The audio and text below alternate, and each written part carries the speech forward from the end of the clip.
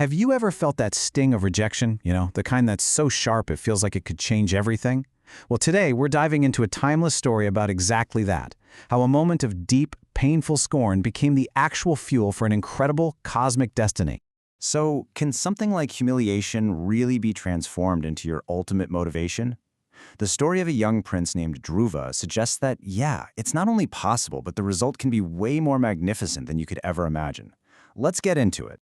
All right, so let's set the scene. Our story kicks off in the royal court of King Uttanapada. It's a place of power, a place of protocol, but for one little boy, it's about to become the scene of a life-altering wound. So, picture this. Young Dhruva sees his stepbrothers sitting cozily on their father's lap. And he feels this simple, totally universal urge, the urge to climb up and sit there too. It's just this pure, innocent wish for a little bit of his dad's affection. But what happens next? Well, it's anything but innocent. Those are the sharp, cruel words that come from his stepmother, Suruchi. She doesn't just say no, she completely humiliates him, telling him he's unworthy of his own father's love simply because he wasn't born from her.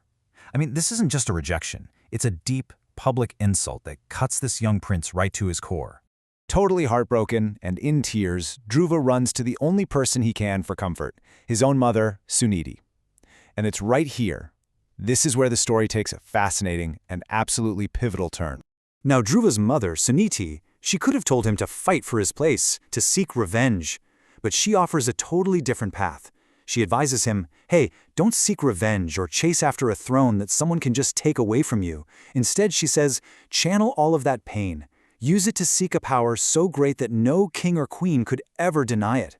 She helps him reframe this horrible wound, not as an end, but as a beginning, a launching pad. And here is the part that is just mind-blowing. Dhruva wasn't a teenager or a young man ready to prove himself. He was just 5 years old when he made this monumental choice to leave the palace and go seek a higher truth. Just 5. Let that sink in for a second. So this 5-year-old boy, filled with the resolve that was literally forged from pain, just walks out of the palace and heads completely alone into the dense, wild forest. His goal is simple: follow his mother's advice and find this power that's greater than any king on earth. But his path isn't a solitary one for very long. He encounters the great sage Narada, who, at first, kind of tests him, questioning if a royal kid can really handle such a tough journey. And it makes sense, right? In these kinds of deep spiritual traditions, a guide is crucial. You need someone with a map for such a profound inner journey. But seeing Dhruva's unshakable determination, Narada realizes, whoa, this is no ordinary boy. He becomes his mentor, giving him the spiritual tools he's going to need. And this is the sacred mantra Narada gives him. It becomes the one singular focus of Dhruva's entire being.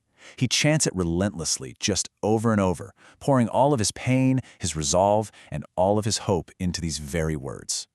And the intensity of his meditation was just staggering. This wasn't just a child praying in the woods. No way.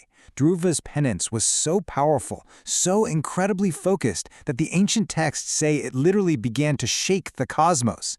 The energy coming off of this small boy's devotion was so strong that it put the entire universe on notice. And finally, after months of this incredible focus and austerity, his devotion is answered. The Supreme Being, Lord Narayan, appears right before him, his divine form just lighting up the entire forest. This is it. The moment of truth has arrived. Now remember why he started this whole journey? All he wanted was a place on his father's lap. A simple wish, but look at what he received. It's amazing.